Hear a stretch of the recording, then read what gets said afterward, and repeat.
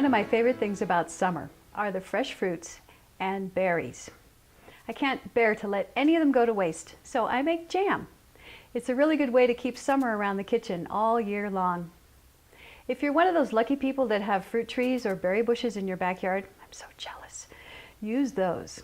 But if you don't, look for You Pick farm stands, farmers markets, or sales at the local grocery store.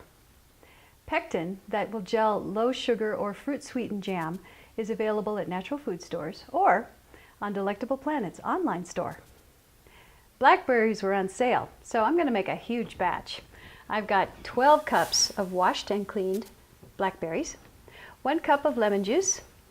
I'll be using 8 teaspoons of pectin, and then I'll be diluting a half a teaspoon of this calcium powder in a half a cup of water.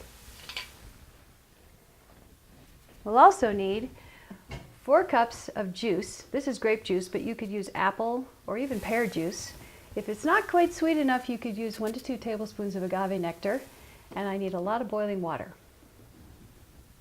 For equipment, you'll need a large canning pot with the insert, a blender, a plate, a spoon, a 1 teaspoon measuring spoon, a ladle, a spoon to mix with, a rubber scraper, a potato masher, a set of tongs, and if you actually have canning tongs, those are better.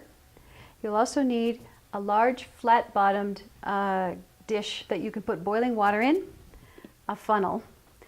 This recipe is going to make 16 cups of jam, so I have enough jars for 16 cups worth, lids, screw tops, a timer, 2 pots, 1 small and 1 medium, a towel, a couple of oven mitts are very helpful, and labels and a pen.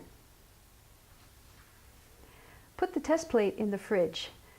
The reason we're going to do this is because we want to make sure it gels. So we'll put a little bit of hot jam on the cold plate to make sure it sets up. Fill the canning pot about 1/3 to 1/2 full, put it on the stove, and bring the water to a boil. A little bit about pectin.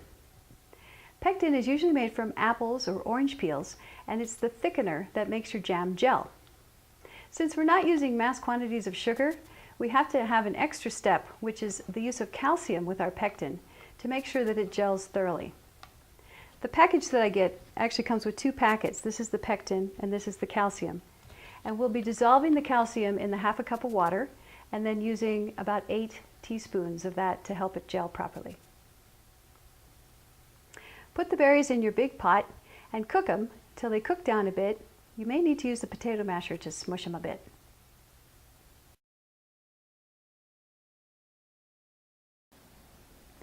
Even though your jars may be really clean, you still need to sterilize them. So put the jars in the boiling water and let them cook for about 10 minutes. Put the 4 cups of juice on to boil. Put the lids in the dish and pour boiling water over the top.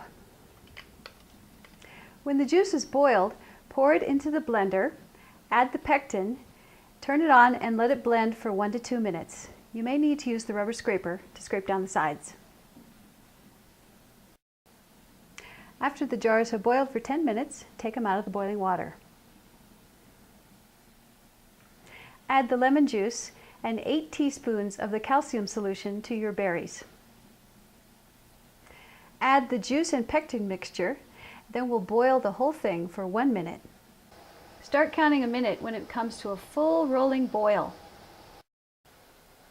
This is when you test to make sure that it's going to gel properly. Just take your spoon and your cold plate, put a dollop on it, and make sure that it thickens up.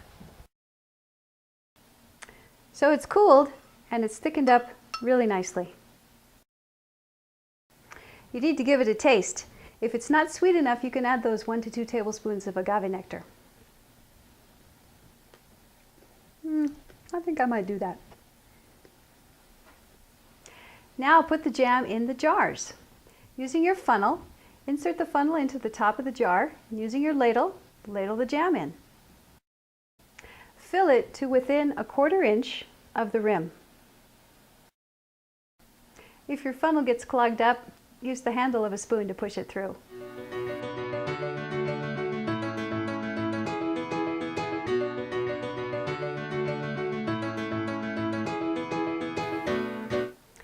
the jars back in the canning pot, bring it back to a boil, and you'll need to cook it for at least 10 minutes and up to 20 minutes depending on your altitude. Set the jars in the rack, then lower them in gently, cover, and let them boil. I boiled the filled jars for 18 minutes because I live at 8,000 feet. So start with 10 minutes and add a minute for every 1,000 feet. Take them out of the boiling water, let them cool, and when you hear them ping, that means that the jars have sealed and that they're safe to store.